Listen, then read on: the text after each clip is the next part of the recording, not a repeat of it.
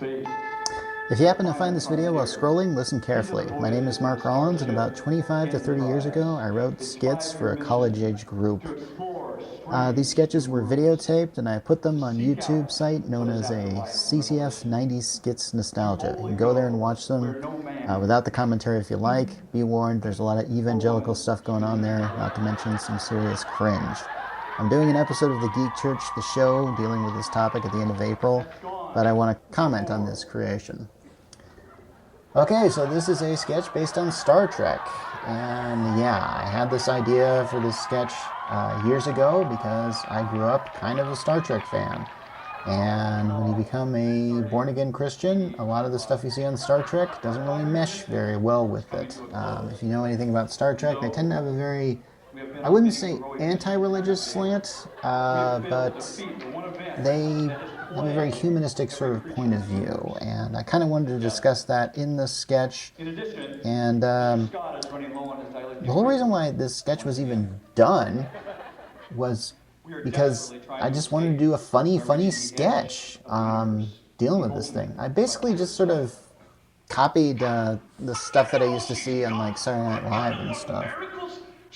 Anyway, so I think the sketch was supposed to be about death, and the CCF that it was doing this sketch was called The Final Frontier. And I remember pitching this to one of the CCF coordinators, the guy who was playing Spock there on the left.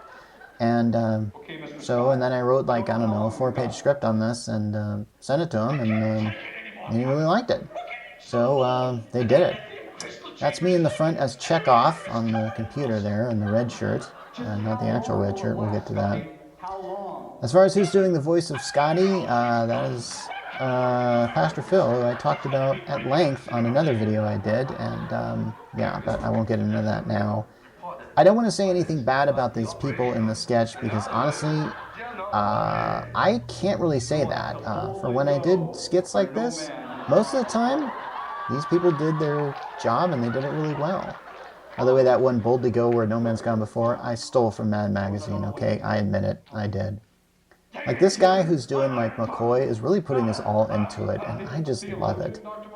And then there's Spock there, and everybody's just loving him with the ears and stuff, and the, oh my gosh.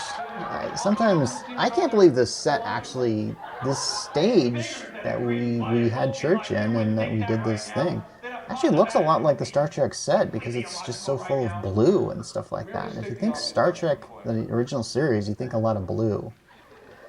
The guy who's playing Kirk here, his actual name is Kirk, so that kind of fit.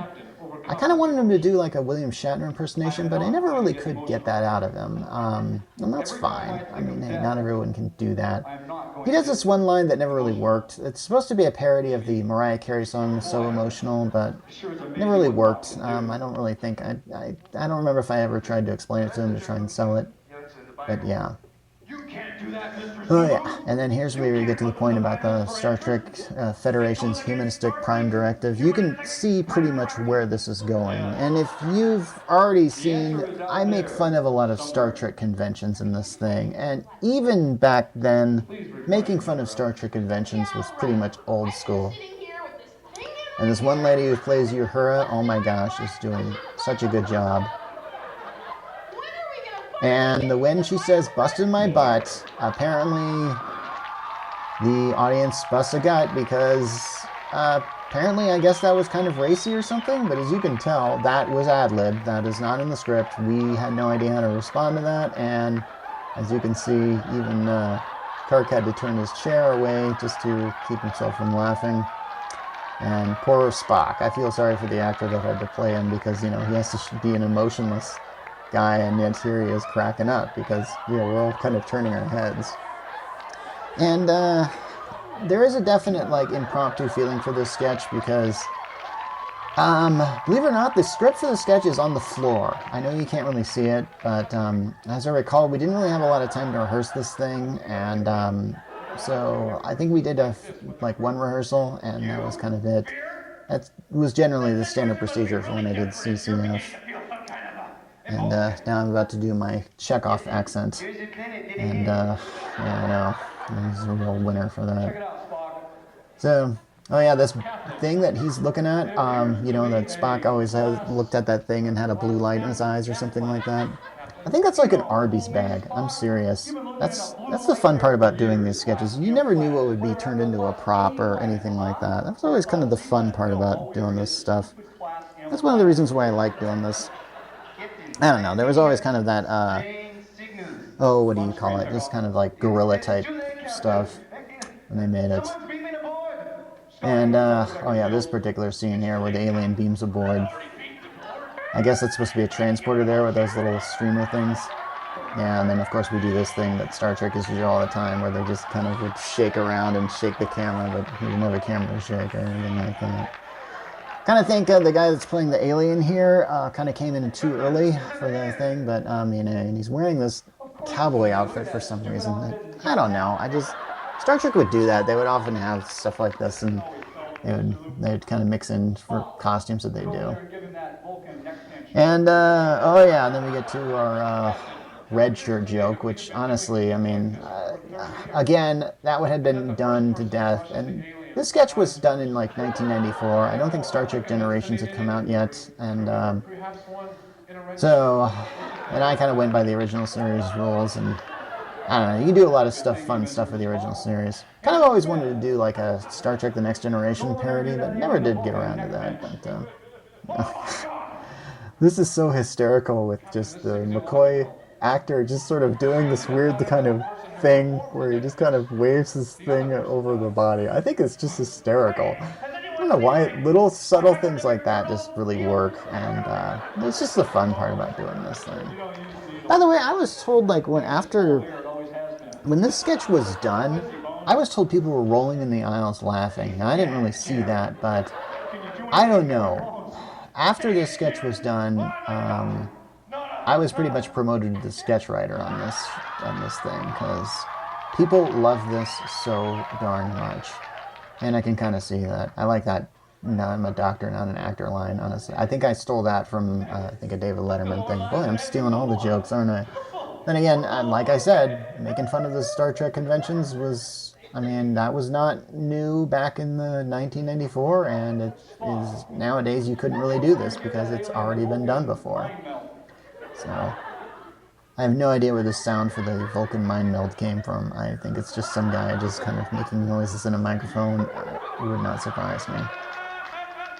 I do like how Spock's over the top laugh reaction kind of works really well. Yeah, boy.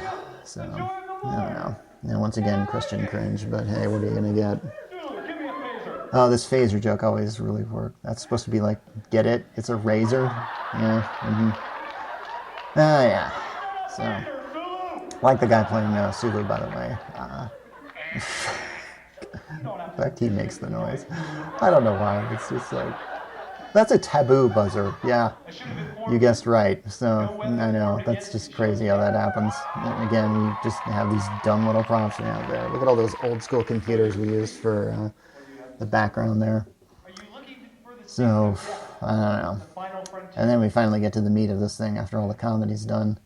Because that's usually what happened. So, if things usually had format like that. Again, the McCoy actor is just really overdoing it. It works so well. Yeah. And we got to get the Bible verse in there. So, yeah. And if you do not wish to be found guilty, well, so it gets kind of quiet here. Yeah, skits would always usually have a quiet moment there. Well, I've heard enough. You can leave now. Whoever you are. Now this thing that he does where he repeats Bones, I actually think that this actor here, Kirk, just forgot his line, and so he just kind of kept repeating it. So anyway, I guess it was just kind of a way for me and my mindset to kind of justify Christianity and Star Trek at the same time with this kind of plot line. But hey, I don't know. I think people really thought this was like the shiz back then, and I was actually super surprised here. Speaking of being surprised, remember this sound effect was put in here that sounds like somebody in the audience was kind of impressed that we had that sound effect. I have no idea where we got that sound effect.